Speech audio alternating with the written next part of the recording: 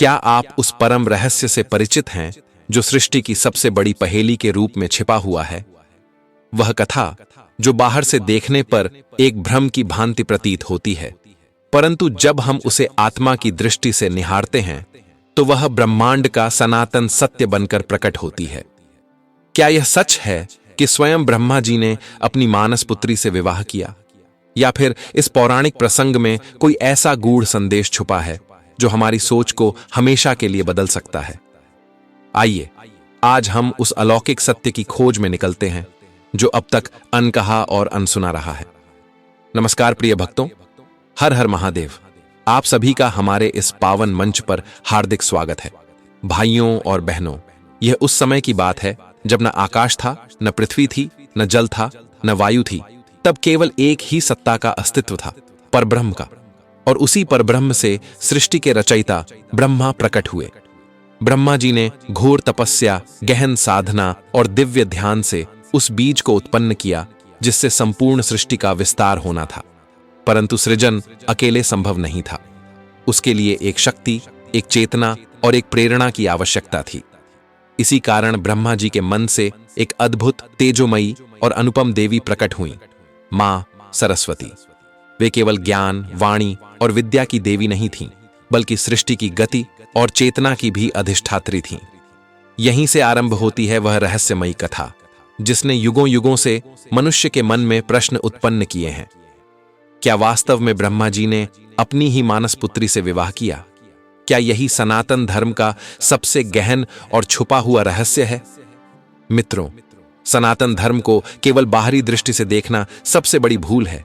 यह वह धर्म है जो प्रतीकों, संकेतों और गहरे आध्यात्मिक संदेशों के माध्यम से संवाद करता है।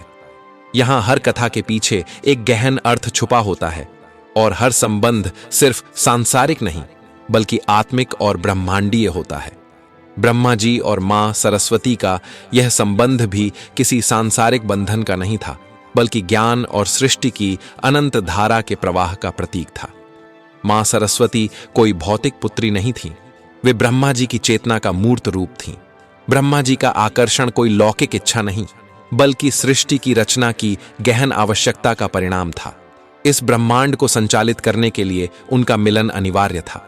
किंतु जैसे जैसे समय बीतता गया, इस दिव्य कथा को मानव ने अपनी सीमित दृष्टि से देखना आरंभ कर दिया।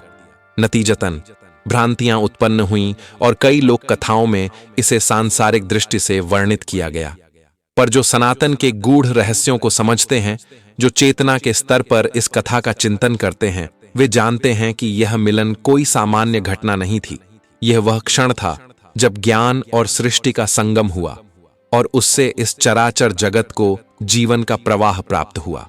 आइए हम अपनी सीमित सोच को त्याग कर अपने मन को एक उच्च आध्यात्मिक स्तर पर उठाकर इस रहस्य की परतों को खोलने का प्रयास करें, जहां यह कथा हमें सिखाती है कि ब्रह्मा और सरस्वती का मिलन सृष्टि की अनिवार्यता और चेतना की एकता का दिव्य संदेश है। परंतु आगे बढ़ने से पहले मैं आप सभी भक्तों, माताओं और भाइयों से निवेदन करता हूं कि इस कथा को पूरी श्रद्धा और ध्यान से अंत तक सुनें, क्योंकि गरुड़ पुराण में कहा गया है कि जो व्यक्ति किसी आध्यात्मिक कथा को अधूरा छोड़ देता है वह पाप का भागी बनता है। अतः यदि आप सच्चे सनातनी हैं और भगवान श्री राम में अटूट श्रद्धा रखते हैं तो कृपया इस वीडियो को अभी लाइक करें, हमारे चैनल को सब्सक्राइब करें और कमेंट में जय श्री राम लिखकर अपना प्रेम प्रकट करें। तो चलिए बिना किसी विलंब के आज की इस रहस्य से भरी कथा को आगे बढ़ाते हैं। मित्रों, यह उस काल की बात है जब चित्तौड़गढ़ राज्य में सिद्धार्थ नामक एक राजकुमार जन्मा था। उसका स्वभाव बड़ा ही विचित्र और विचारशील था। उसे हर रात्रि भेष बदलकर नगर की गलियों में भ्रमण करने की आदत थी। वह अपने साथ एक सेवक को रखता और नगर में हो रही घटनाओं को देख देख कर गहन विचार करता। कालांतर में जब उसके पिता, जो वृद्ध हो चुके थे, इस संसार से विदा हो गए, तब सिद्धार्थ को राज सिंहासन प्राप्त हुआ। परंतु राजगद्दी पर बैठने के बाद भी उसने नगर भ्रमण की अपनी पुरानी आदत नहीं छोड़ी। फर्क केवल इतना आया कि अब वह अपने साथ सेवक की बजाय एक मंत्री को ले जाने लगा। एक रात्रि की बात है, जब राजा और मंत्री वेश बदलकर नगर की गलियों में जा रहे थे, तभी एक घर से स्त्रियों की हंसी और वार्तालाप की मधुर ध्वनि उनके कानों में पड़ी। वे उस घर के निकट रुककर भीतर झांकने लगे। भीतर 3 सुंदर कन्याएं बैठी आपस में हंसती और बातें करती दिखीं। उनमें सबसे बड़ी बहन ने कहा, मुझे स्वादिष्ट भोजन का बड़ा शौक है, इसलिए मैं किसी ऐसे शाही बावर्ची से विवाह करना चाहती हूं जो मुझे जीवन भर स्वादिष्ट व्यंजन खिलाता रहे। मंझली बहन ने कहा, मैं तो किसी ऊंचे पद वाले अधिकारी से विवाह करना चाहती हूं। बड़ी बहन ने कहा, यदि किसी मंत्री या सेनापति या फिर किसी ऐसे व्यक्ति से विवाह हो जाए जो नगर का मुख्य प्रहरी हो तो मेरा जीवन सफल हो जाएगा। अब तक छोटी बहन चुपचाप खड़ी थी। दोनों ने उसे देखकर कहा, तू क्यों नहीं बोल रही? अपने मन की बात भी तो बता। तब वह मंद मुस्कान के साथ बोली, मेरे मन को किसी नौकर चाकर से तृप्ति नहीं मिलेगी। मैं तो स्वयं महाराज से ही विवाह करूंगी ताकि तुम दोनों के पतियों पर भी मेरा अधिकार चले।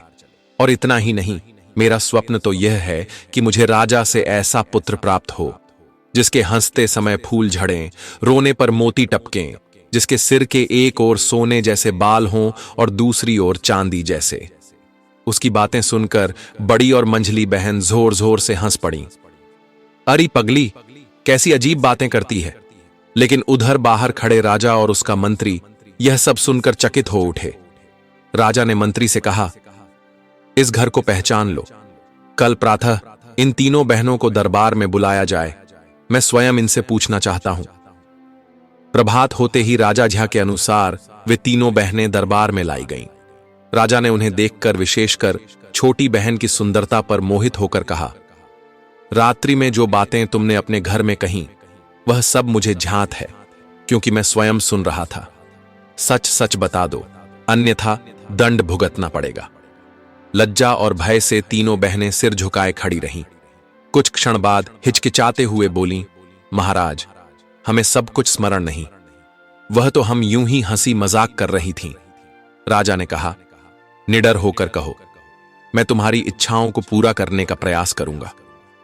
राजा के दृढ़ वचनों के आगे वे विवश हो गईं और पिछली रात की सारी बातें बता दीं। राजा प्रसन्न हुआ। उसने एक राज बावर्ची को बुलाया और बड़ी बहन का विवाह उससे करवा दिया। फिर एक मंत्री को बुलाया और मंझली बहन का विवाह उससे करवा दिया। अंत में राजा ने स्नेहपूर्वक छोटी बहन की ओर देखकर कहा, तुम्हारी इच्छा थी कि राजा से विवाह करो और मैं स्वयं राजा हूं, इसलिए मैं तुम्हें अपनी पत्नी के रूप में स्वीकार करता हूं। छोटी बहन का मुखमंडल आनंद और दिव्यता से दमक उठा। ऐसा सौभाग्य पूर्व जन्मों के पुण्य और ईश्वर की अनुकंपा से ही प्राप्त होता है। यह कथा बताती है कि सच्चे हृदय से संकल्प और विश्वास रखने वाला व्यक्ति कभी खाली हाथ नहीं लौटता। राजा ने तुरंत आदेश दिया कि उसके विवाह की तैयारियां हों। जल्दी ही तीनों बहनों का विवाह हो गया। छोटी बहन स्वयं महाराज की रानी बनी, बड़ी बहन बावर्ची की पत्नी और मंझली बहन मंत्री की। रानी को आदर और सम्मान के साथ राजमहल में भेजा गया, परंतु बड़ी और मंझली बहन के मन में ईर्ष्या की अग्नि धधक उठी। वे आपस में कहती, देखो, हमारी छोटी बहन सचमुच रानी बन गई और हम अपने अपने पतियों को पाकर भी दासी जैसी हो गईं। आखिर उसमें ऐसा क्या था कि राजा ने उसे चुना? मंझली बहन कहती, बहन, असली हकदार तो तुम थी। राजा ने उसमें क्या देख लिया? बड़ी बहन कहती, सच कहती हो, मुझे भी आश्चर्य होता है। ऐसे ही वे एक दूसरे की प्रशंसा करके अपने मन को सांत्वना देती, लेकिन भीतर ही भीतर जलती रहती। रानी जब भी बहनों से मिलने आती, अपने पद का अभिमान कभी नहीं दिखाती। वह उनसे उसी स्नेह से मिलती जैसे पहले मिला करती थी। नगर भर में सबको झांत था कि रानी की बहनें साधारण परिवार की हैं, पर रानी का प्रेम कभी कम नहीं होता। कुछ समय बीता और रानी गर्भवती हुई। यह शुभ समाचार सुनकर राजा हर्षित हुआ। बहनें रानी से मिलने आईं और बोलीं, बहन, हम तुम्हारी सेवा में रहकर तुम्हारा ध्यान रखेंगी। रानी ने हर्षित होकर कहा, यह तो मेरे लिए सौभाग्य होगा। तुम मेरी बड़ी बहनें हो, मेरे लिए तो मां के समान हो। फिर उन्होंने अपने पतियों से कहकर राजा से प्रार्थना करवाई। राजा ने रानी से पूछा और रानी ने सहर्ष स्वीकृति दे दी। राजा ने दोनों बहनों को महल में रानी की देखभाल के लिए अनुमति दे दी। अब उनके छल का अवसर आ गया था। समय बीता। रानी ने एक अद्भुत तेजस्वी बालक को जन्म दिया। उसे देखते ही उनकी ईर्ष्या और बढ़ गई। उन्होंने नवजात को कपड़े में लपेटकर संदूक में रखा और नहर में बहा दिया। फिर एक मरा हुआ पिल्ला रानी के पास रखकर घोषणा की कि रानी ने इसे जन्म दिया है।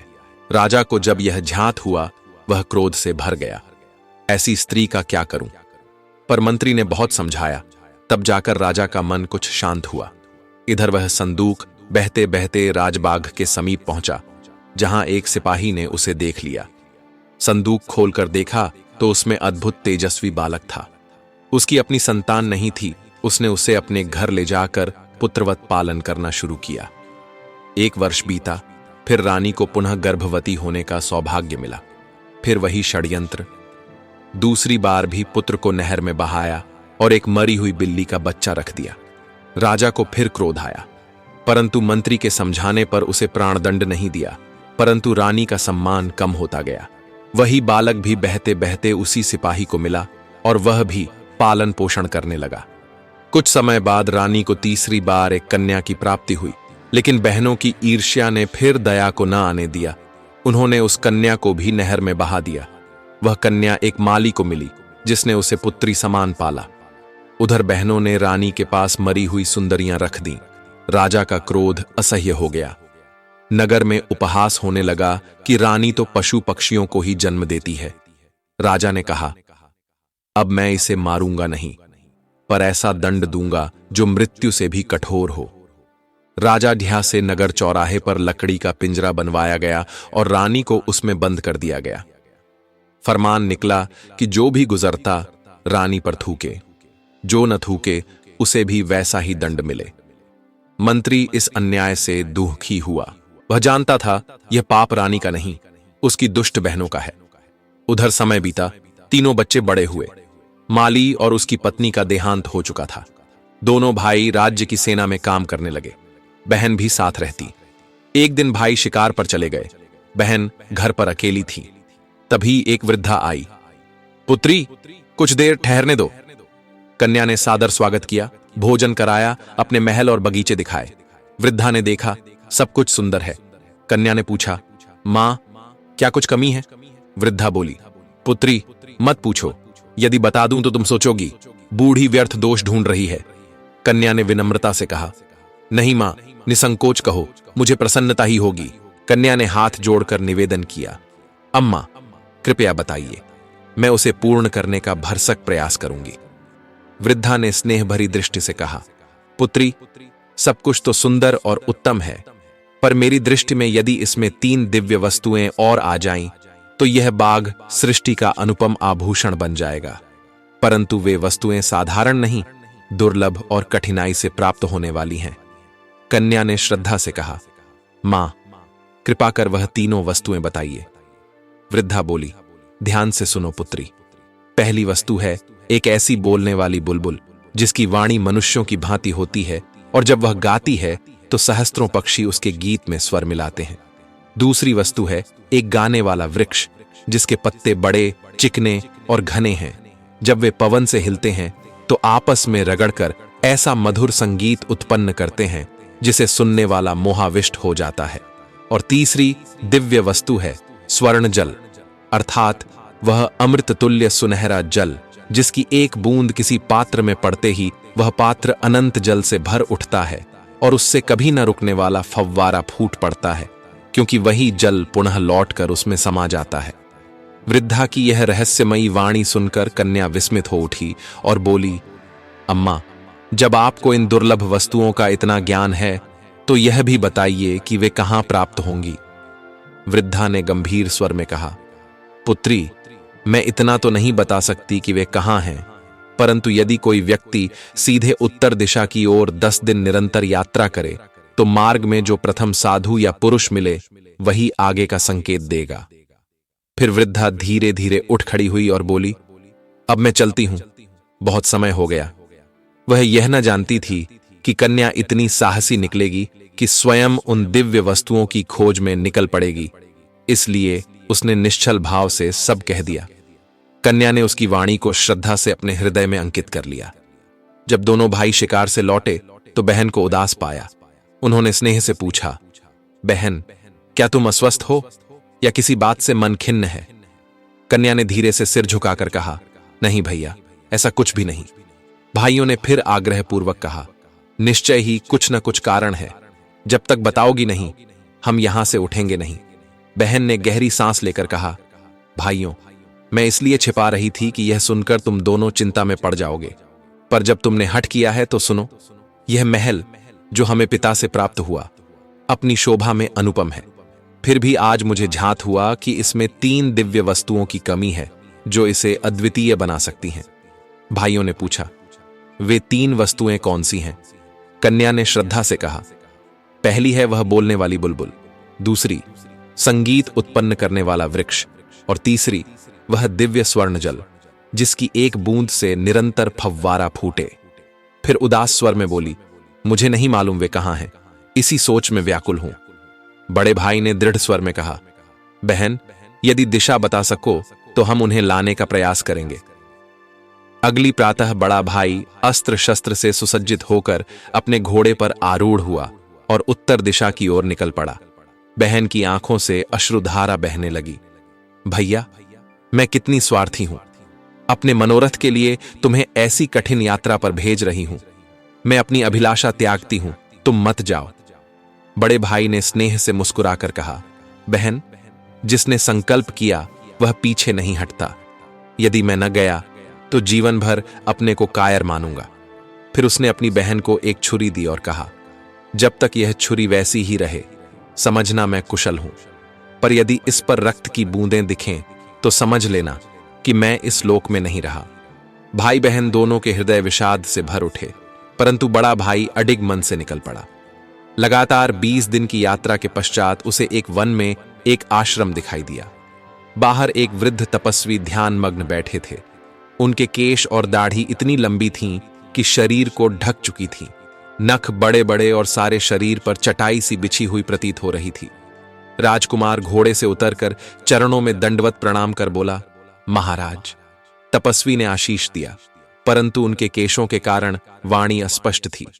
राजकुमार ने आदरपूर्वक जेब से छोटी कैंची निकालकर कहा, स्वामी, यदि आप आज्ञा दें तो मैं आपके बाल और दाढ़ी थोड़ी काट दूं, जिससे आपकी वाणी स्पष्ट हो सके।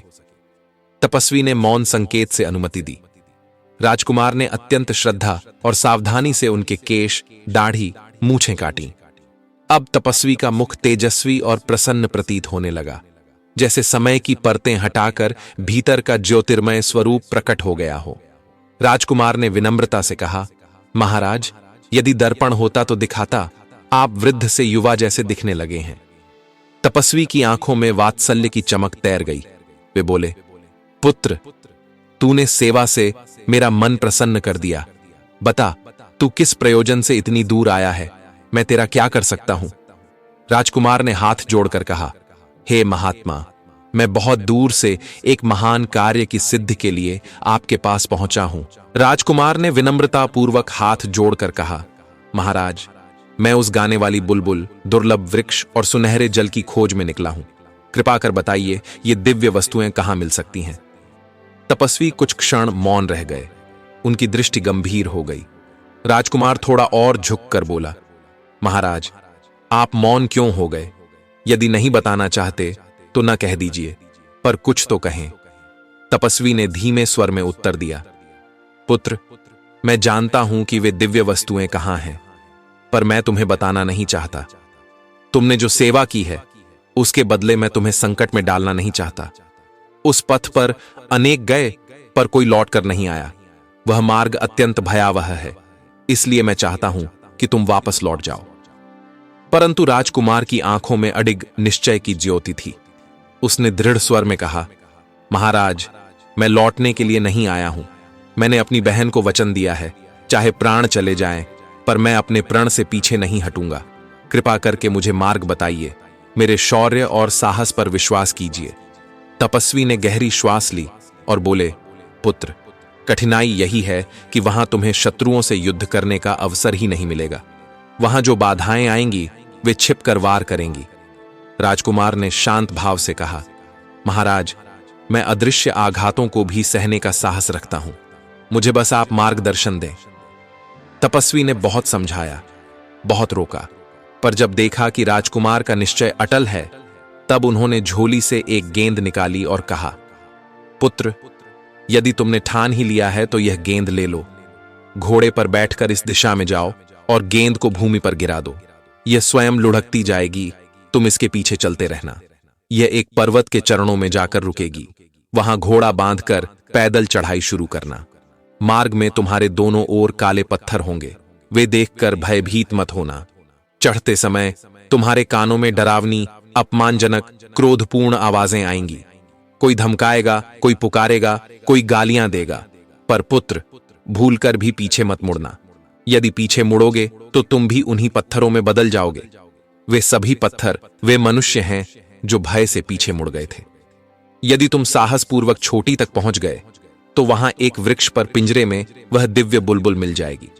उससे आदरपूर्वक उन अन्य दिव्य वस्तुओं का पता पूछना। वह बतलाएगी कि वह दुर्लभ पेड़ और सुनहरा जल कहां मिलेगा। तपस्वी बोले, पुत्र, मैंने सब बता दिया, पर मेरा अंतर साफ देख रहा है। तुम्हें सफलता नहीं मिलेगी, तुम भी एक पत्थर बन जाओगे। फिर भी तुम्हारे निश्चय को देखते हुए मैं यह गेंद तुम्हें सौंपता हूं। राजकुमार ने श्रद्धापूर्वक गेंद ली। गेंद धीरे धीरे लुढ़कती हुई एक पर्वत की तलहटी तक पहुंची। वहां घोड़ा एक वृक्ष से बांधकर राजकुमार ने पर्वत पर चढ़ना आरंभ किया। मार्ग कठिन और पत्थरीला था। कुछ ही दूर काले पत्थरों की पंक्तियां दिखने लगीं। जैसे ही वह उनके बीच पहुंचा, पीछे से भयंकर और अशुभ आवाजें आने लगीं। पकड़ो इसे, मूर्ख, ये क्यों आ रहा है? मार डालो इसे, यह चोर है। राजकुमार ने तपस्वी की शिक्षा याद कर इन शब्दों को अनसुना कर आगे बढ़ने का संकल्प किया, परंतु आवाजें इतनी तीव्र हो गईं कि मन विचलित हो उठा। अनजाने ही उसने पीछे मुड़कर देख लिया। उसी क्षण वह और उसका घोड़ा काले पत्थर में बदल गए। उधर बहन के पास वह छुरी थी जो बड़े भाई ने दी थी।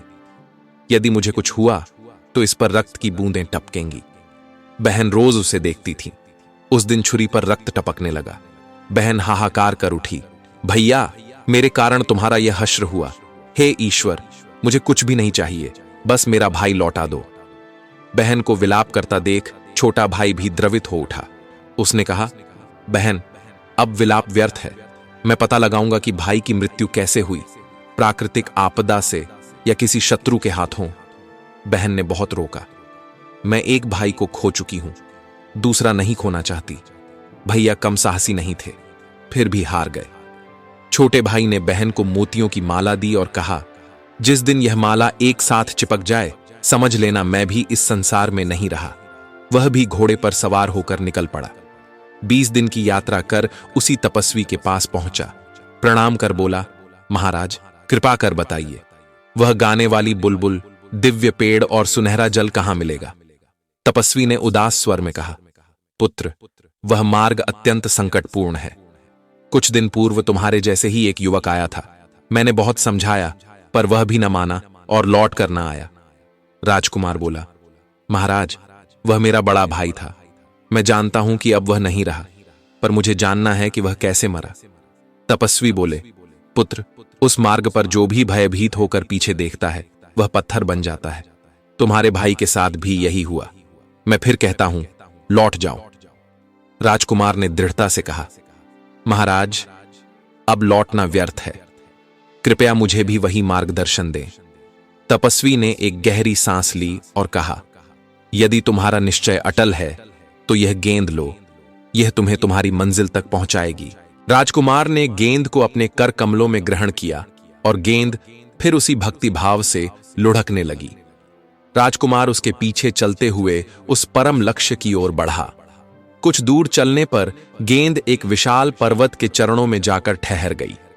राजकुमार ने श्रद्धापूर्वक घोड़ा एक वृक्ष से बांधा और ईश्वर का स्मरण करते हुए चढ़ाई आरंभ की।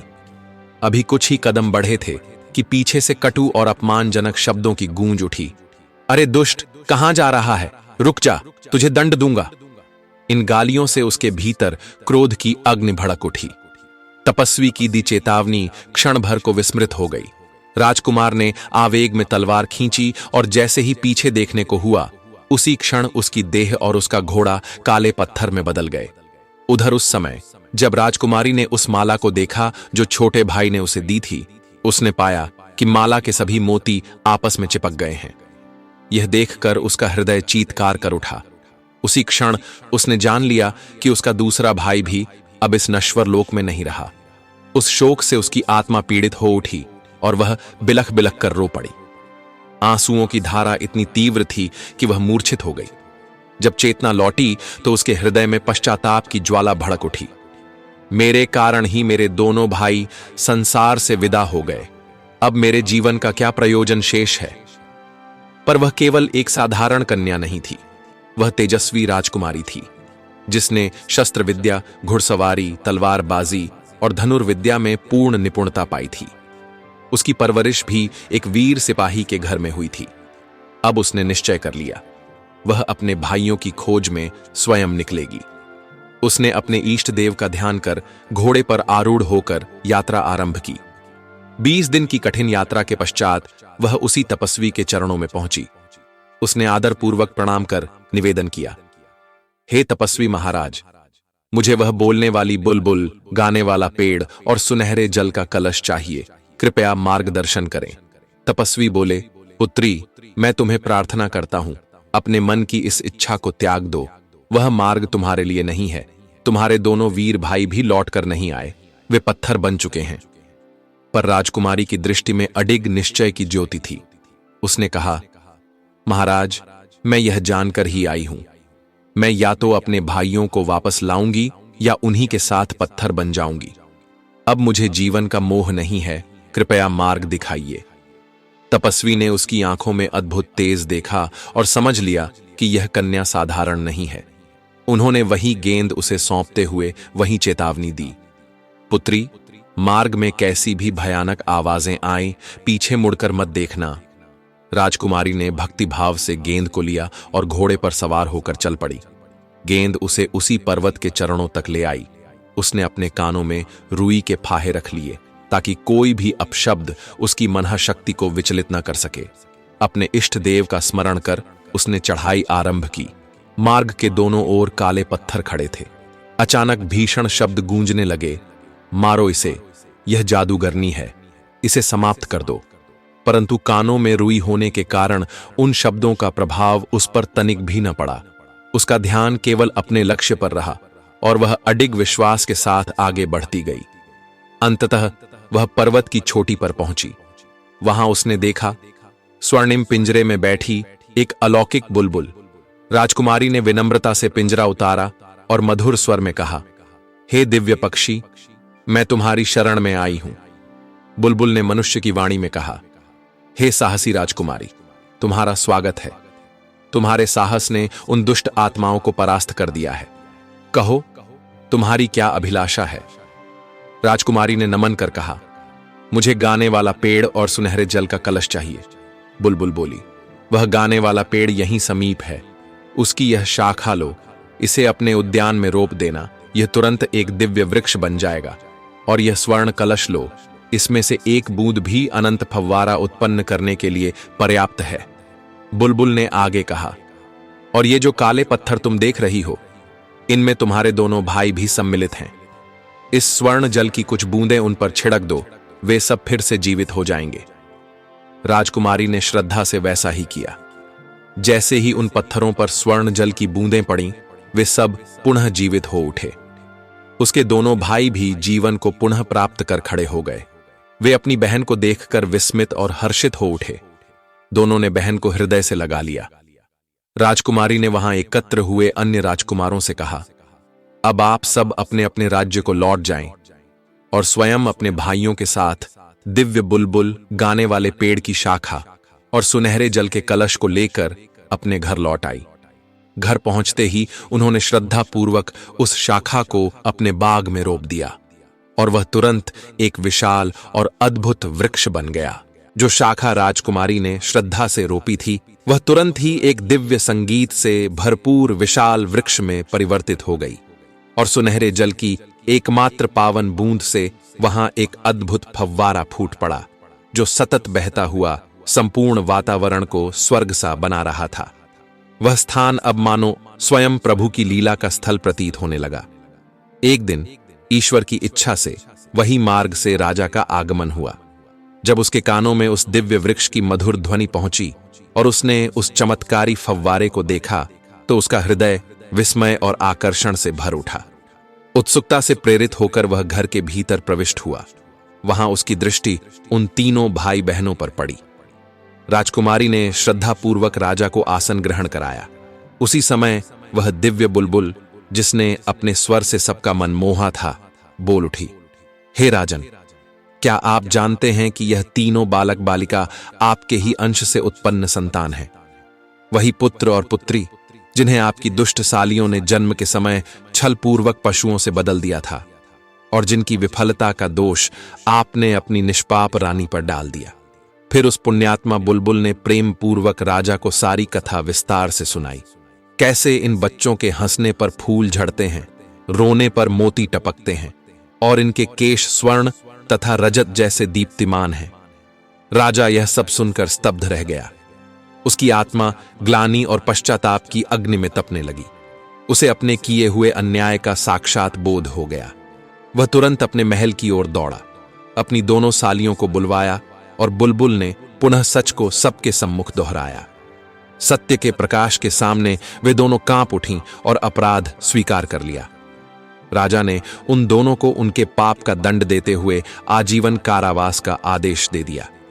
फिर वह अश्रुपूरित नेत्रों से उस चौराहे पर पहुंचा जहां उसकी पतिव्रता रानी अब भी कष्ट झेल रही थी। रानी की दुर्दशा देखकर उसका हृदय विदीर्ण हो गया। वह रानी के चरणों में गिर पड़ा और करुण स्वर में क्षमा मांगने लगा। रानी, जो जन्म से ही करुणा और क्षमा की मूर्ति थी, उसने अपने हृदय की विशालता दिखाते हुए राजा को क्षमा कर दिया। फिर राजा, रानी और अपने उन तीनों दिव्य संतानों को लेकर राजमहल लौट आया। वहां पूरे राज्य में उत्सव का वातावरण छा गया। हर दिशा में मंगल ध्वनियां गूंज उठीं। राजा ने अपनी आंखों से अपने बच्चों के चमत्कार देखे और भाव विह्वल होकर परमेश्वर का धन्यवाद किया। वर्षों के दुख, अन्याय और वियोग के बाद वह परिवार पुनः एक हो गया और सुखपूर्वक रहने लगा। यह सब साक्षात प्रमाण बन गया कि परमात्मा की कृपा और सत्य की शक्ति के सम्मुख अधर्म कभी स्थायी नहीं रह सकता और अंततः धर्म, सत्य और प्रेम की ही विजय होती है। राजमहल में रानी के पुनः आगमन के साथ ही सारे नगर में नूतन जीवन की लहर दौड़ गई। नगरवासियों ने दीप जलाकर अपने घरों को प्रकाशमय किया। मंदिरों में घंटियां बज उठीं और हर गली, हर चौक पर फूलों की वर्षा होने लगी। राजा ने राज्य के सभी विद्वानों, संतों और ब्राह्मणों को आमंत्रित कर भव्य यज्ञ का आयोजन किया ताकि पूर्व में हुए अन्याय का प्रायश्चित किया जा सके। यज्ञ में गूंजती वेद मंत्रों की ध्वनि से समस्त वातावरण पवित्र हो उठा। स्वयं राजा और रानी ने हाथ जोड़कर आहुति अर्पित की और प्रभु से प्रार्थना की कि जीवन के शेष पथ पर वे सदा धर्म, न्याय और करुणा के मार्ग पर चलें। तीनों पुत्र पुत्री अब राजमहल में ही रहने लगे। सबसे बड़ा राजकुमार, जो अपने तेज, धैर्य और साहस से विख्यात था, धीरे धीरे राज्य के कार्यों में राजा की सहायता करने लगा। उसका स्वभाव गंभीर पर भीतर से अत्यंत कोमल और दयालु था। छोटे राजकुमार का हृदय करुणा और कला प्रेम से भरा हुआ था।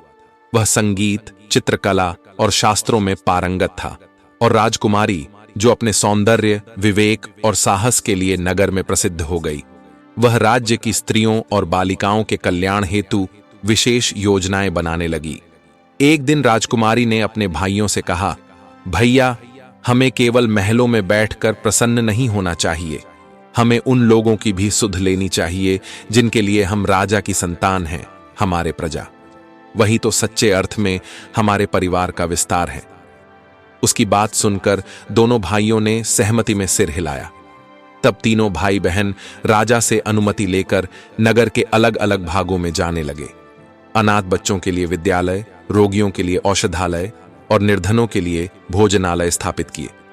नगर के कोने कोने में सेवा की सुगंध फैल गई। इधर वह दिव्य बुलबुल, जो अब भी महल के उपवन में रहती थी, प्रातःकाल प्रभु के गुणगान में अपनी मीठी वाणी से सबका मन मोह लेती। संगीत सुनने के लिए नगरवासी भी महल के निकट एकत्र हो जाते। वह गाने वाला वृक्ष, जिसकी शाखाओं से मधुर संगीत बहता था, नगरवासियों को निरंतर यह स्मरण दिलाता कि यह चमत्कार केवल सत्य, साहस और निस्वार्थ प्रेम की शक्ति से संभव हुआ है।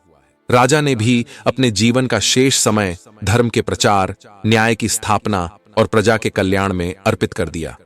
उसे विश्वास हो गया था कि सच्चा राज्य तभी फलता फूलता है जब राजा और उसके उत्तराधिकारी धर्म, दया और सेवा के मार्ग पर चलें।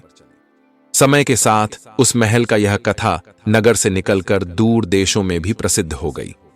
अन्य राज्यों के राजा भी अपने दूत भेजकर राजकुमारी और उसके भाइयों की भूरी भूरी प्रशंसा करने लगे। एक रात्रि राजकुमारी उपवन में टहलते हुए आकाश की ओर देखकर बोली, प्रभु, सब कुछ आपकी कृपा से ही संभव है। आपने ही हमें विपत्ति से बचाया, भाइयों को लौटा लाए और झूठे कलंक को मिटा दिया। हे ईश्वर, हमें सदा सत्य के पथ पर अडिग रखो। तभी आकाश में बादल हटे और चांदनी महल पर ऐसे बरसने लगी मानो स्वयं ईश्वर ने उसकी प्रार्थना सुन ली हो। उस रात्रि महल का आंगन दिव्य प्रकाश से भर उठा और हर कंठ से एक ही स्वर फूटा, सत्य, प्रेम और धर्म की जय हो, अधर्म, अन्याय और छल की पराजय हो। और इस तरह वह परिवार, जिसने अंधकार में भी आशा का दीप जलाए रखा, प्रेम और साहस से इतिहास में अमर हो गया। राजा के राज्य में जब शांति और धर्म का राज्य स्थापित हुआ, तब वह और रानी सुखपूर्वक अपने बच्चों के विकास को देखने लगे। समय बीता, तीनों भाई बहन धीरे धीरे बड़े हो गए और उनके गुणों की ख्याति दूर दूर तक फैलने लगी। सबसे बड़ा राजकुमार, जो युद्ध कला, नीति और प्रशासन में निपुण था, राजा के साथ दरबार के कार्यों में भाग लेने लगा। उसकी न्यायप्रियता और करुणा से प्रजा का हृदय जुड़ने लगा। वह राजसी सिंहासन का उत्तराधिकारी तो था ही, परंतु उसका हृदय एक तपस्वी की तरह निर्मल और निष्कलंक था। छोटा राजकुमार अपनी कला और विद्या से नगर के युवाओं को शिक्षित करने लगा। उसने महल में एक गुरुकुल स्थापित किया, जहां शास्त्र, संगीत और शस्त्र विद्या की शिक्षा दी जाती थी। उसके मधुर स्वभाव ने नगरवासियों के हृदय को जीत लिया। राजकुमारी, जो अपने सौंदर्य और साहस से प्रसिद्ध थी, नगर की स्त्रियों और कन्याओं के उत्थान का कार्य करने लगी। उसने कन्याओं के लिए शिक्षा केंद्र खोला, जहां उन्हें विद्या, संगीत, चित्रकला और आत्मरक्षा की शिक्षा दी जाती थी। उसकी दयालुता और दूरदर्शिता ने नगर की स्त्रियों को सम्मान और आत्मविश्वास से भर दिया। एक बार महल में सभा लगी, जहां राजा ने कहा, हे पुत्रों और पुत्री, राज्य की रक्षा और कल्याण अब तुम्हारे हाथों में है। मैं और तुम्हारी माता अब वानप्रस्थ आश्रम का पालन करेंगे। यह तुम्हारे लिए अग्नि परीक्षा का समय है। राजकुमारों और राजकुमारी ने आदर से सिर झुकाकर कहा, पिताश्री, आपकी आज्ञा हमारे लिए वचन के समान है। हम तन मन धन से प्रजा की सेवा करेंगे और धर्म की रक्षा करेंगे। फिर राजकुमारी के विवाह का समय आया। दूर देशों के राजा उसके साहस, सुंदरता और ज्ञान की प्रशंसा करते थे, परंतु राजकुमारी का मन किसी ऐश्वर्य या साम्राज्य के लोभ से परे था। वह चाहती थी कि उसका जीवन साथी भी सत्य, धर्म और प्रेम में दृढ़ हो। अंततः एक दिन पड़ोसी राज्य का एक राजकुमार, जो पराक्रमी, विद्वान और करुणा से परिपूर्ण था, स्वयं मिलने आया। उसने राजकुमारी से कहा, मैंने तुम्हारे साहस और सत्यनिष्ठा की गाथा सुनी है। यदि तुम मुझे योग्य समझो तो अपना जीवन साथी चुनो। मैं तुम्हारे राज्य का विस्तार नहीं, बल्कि तुम्हारे साथ धर्म के कार्य में सहभागी बनना चाहता हूं। राजकुमारी के हृदय में प्रसन्नता की किरण जागी। उसने कहा, यदि हमारा मिलन प्रजा के कल्याण और धर्म की सेवा को और दृढ़ करेगा, तो मैं तुम्हें अपना जीवन साथी स्वीकार करती हूं। विवाह का दिन आया। राजमहल पुष्पों की सुगंध, दीपों की रोशनी और भक्ति गीतों से गूंज उठा। नगर के कोने कोने में उत्सव मनाया गया। उस दिन बुलबुल ने भी अपनी मधुर वाणी में प्रभु के गुण गाए। गाने वाला वृक्ष मधुर ध्वनि से झूम उठा और सुनहरे फव्वारे की चमक ने जैसे आकाश के तारों को भी मात दे दी। राजकुमारी का विवाह उसी दिव्य उत्साह और मंगल कामना के साथ संपन्न हुआ। वह और उसका पति प्रजा के बीच में जाकर उनकी समस्याएं सुनते, उनका उपचार करते और की जड़ें और गहरी करते। कुछ समय बाद बड़े राजकुमार का भी विवाह हुआ। उसने भी एक ऐसी राजकुमारी को जीवन साथी बनाया जो विदुषी और दयालु थी। दोनों ने मिलकर राज्य में शिक्षा, न्याय और शांति को और मजबूत किया। छोटे राजकुमार ने जीवन भर अविवाहित रहकर गुरुकुल और कला केंद्र को अपना परिवार बनाया। वह सैकड़ों विद्यार्थियों का प्रिय गुरु बन गया, जिसने पीढ़ियों को प्रेम, करुणा और विद्या का मार्ग दिखाया। राजा और रानी ने अपने जीवन के अंतिम वर्ष प्रभु की भक्ति और ध्यान में बिताए। उन्होंने अंत समय में अपने पुत्रों और पुत्री को आशीर्वाद दिया। सत्य, धर्म और प्रेम से बढ़कर इस संसार में कुछ भी नहीं। इसी को थामे रखना, यही तुम्हारी असली शक्ति है। और अंततः यह परिवार, जिसने असत्य और अन्याय से लड़कर सच्चाई को स्थापित किया, अपने प्रेम, साहस और सेवा से अमर हो गया। नगर, राज्य और इतिहास में उनका नाम युगों युगों तक श्रद्धा और गर्व से लिया जाने लगा। समय धीरे धीरे बीतता गया। राजकुमारी और उसके धर्म प्रेमी पति ने विवाह के बाद भी अपने संकल्प को नहीं छोड़ा। वे नगर नगर, गांव गांव में धर्म, शिक्षा और करुणा का दीप जलाते रहे। उन्होंने कन्याओं के लिए और भी विद्यालय खुलवाए, जहां आत्मरक्षा से लेकर वेद, संगीत, चित्रकला और विज्ञान तक की शिक्षा दी जाने लगी। उनकी छत्रछाया में नगर की स्त्रियों ने नया आत्मविश्वास पाया। अब वे केवल घर तक सीमित नहीं रहीं। वे रानी के आदर्श को मानकर समाज सुधार, विद्या और सेवा में भी सहभागी बनने लगी। उधर बड़े राजकुमार ने न्यायपालिका को और भी सुदृढ़ किया। उसने राज्य भर में न्यायालय बनवाए, जहां निर्धन और अशक्त लोग भी निःशुल्क न्याय पा सकते थे। वह स्वयं डिस्गाइज में प्रजा के बीच जाता और उनकी कठिनाइयों को सुनता, ताकि सच्चाई उस तक सीधे पहुंचे, किसी दरबारी या सिपह सालार की झूठी चापलूसी से नहीं। राज्य में धीरे धीरे चोरी, अन्याय और अत्याचार का नामोनिशान मिट गया। प्रजा ने राजा को नहीं, बल्कि अपने धर्म रक्षक राजकुमार को अपना सच्चा रक्षक और सखा माना। छोटे राजकुमार ने, जिसने अविवाहित रहकर ही सेवा का मार्ग चुना था, गुरुकुल को इतना बड़ा कर दिया कि वह एक विद्यापीठ बन गया। दूर देशों से विद्यार्थी वहां आने लगे। उसने केवल शास्त्र की शिक्षा नहीं दी, बल्कि विद्यार्थियों को यह भी सिखाया कि शक्ति का उपयोग परोपकार के लिए हो। विद्या का मूल्य तभी है जब वह समाज के काम आए। उसकी शिक्षाओं से अनेक विद्वान, कलाकार, सेनापति और नीति विशारद निकले, जिन्होंने बाद में राज्य और देश को समृद्ध बनाया। कुछ वर्षों के बाद राजकुमारी के घर एक पुत्र रत्न का जन्म हुआ। उसके जन्म पर नगर में फिर उत्सव मनाया गया। बुलबुल ने मधुर गीत गाए, गाने वाला वृक्ष झूम उठा और सुनहरे फव्वारे की धाराओं में इंद्रधनुष से रंग दिखाई देने लगे। उस बालक के हंसने पर फूल झड़ते थे, रोने पर मोती टपकते थे, जैसे ईश्वर ने उसके पूर्वजों की तपस्या को स्वीकार कर यह वरदान दे दिया हो। उस बालक का पालन पोषण भी धर्म, प्रेम और करुणा की छाया में हुआ। राजा और रानी अब वृद्ध हो चले थे।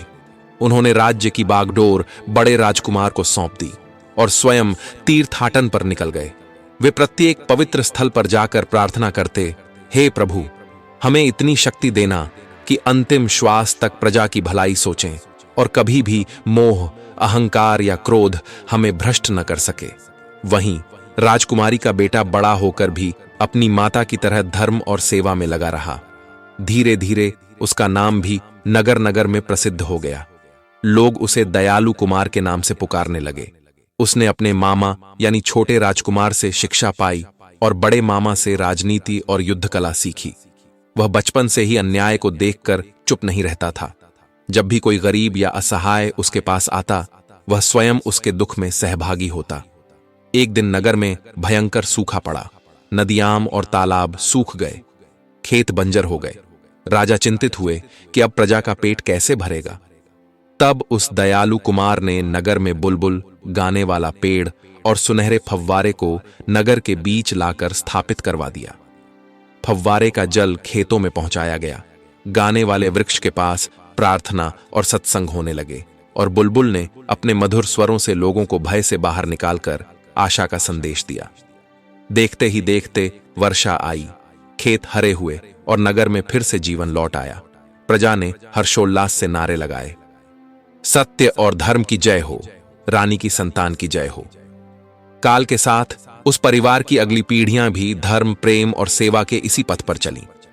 इतिहास में इस राजवंश का नाम सत्यवंश पड़ा, जिसका अर्थ था वह वंश जो कभी असत्य की छाया से भी नहीं डरा, जिसने हर पीड़ा और अन्याय को प्रेम और साहस से जीता।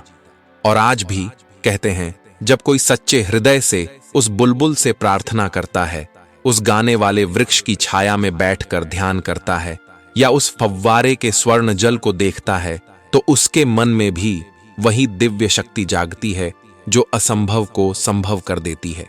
समय की धारा बहती रही। दयालु कुमार अब युवा हो चला था। उसमें बचपन से ही अद्भुत तेज, साहस और विवेक था। वह जब नगर के बाजार में निकलता तो प्रजा आदर से सिर झुका देती। उसके मन में एक ही ध्येय था, प्रजा की सेवा ही सच्ची पूजा है। वह अक्सर अपनी माता राजकुमारी के चरणों में बैठता और उनसे कहता, माता, मेरे मन में एक ही इच्छा है कि मैं तुम्हारे आदर्शों पर चल सकूं और कभी अन्याय का साथ न दूं। राजकुमारी उसे आशीर्वाद देती और कहती, बेटा, केवल वही सच्चा राजा होता है जो पहले अपने मन पर राज्य करता है, फिर प्रजा के दिल पर।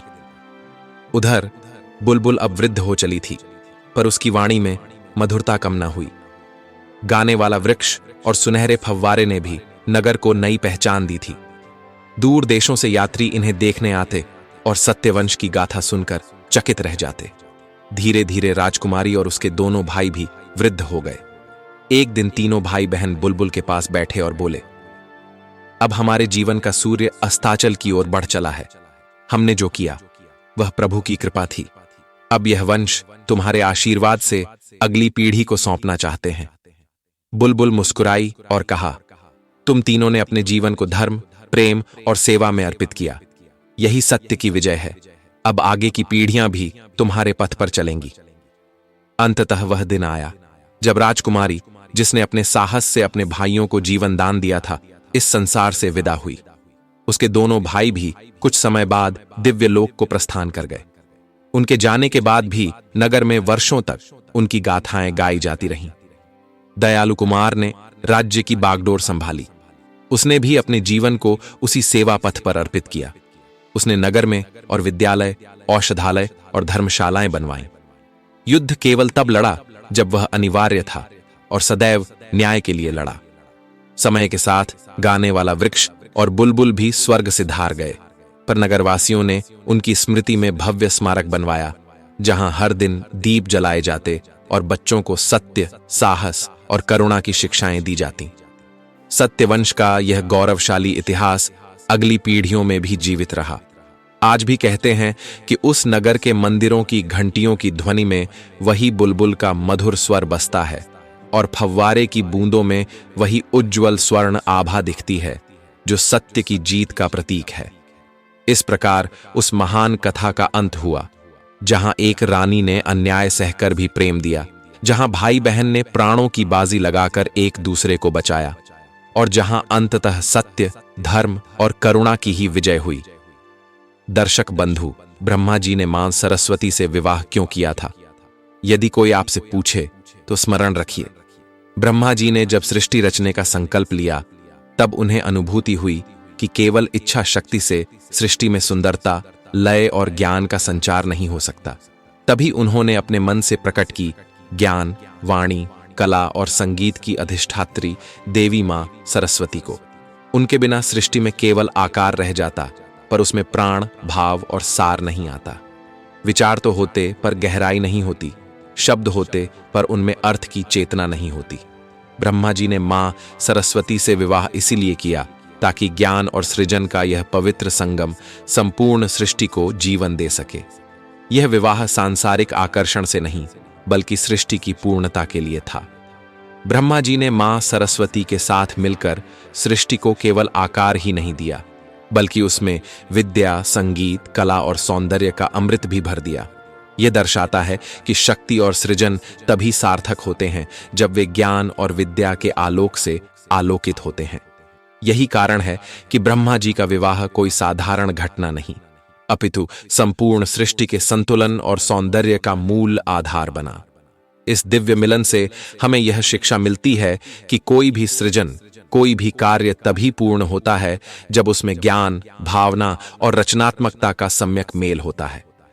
दोस्तों, अगर आपको यह कहानी प्रेरणादायक लगी हो तो कृपया इस वीडियो को लाइक करें, अपने मित्रों और परिवार के साथ शेयर करें और ऐसे ही रोचक और भावनात्मक कथाओं के लिए हमारे चैनल बजर चैलेंज को सब्सक्राइब करें। और हाँ, बेल आइकन दबाना न भूलें ताकि हमारी अगली कथा सबसे पहले आप तक पहुंचे। धन्यवाद।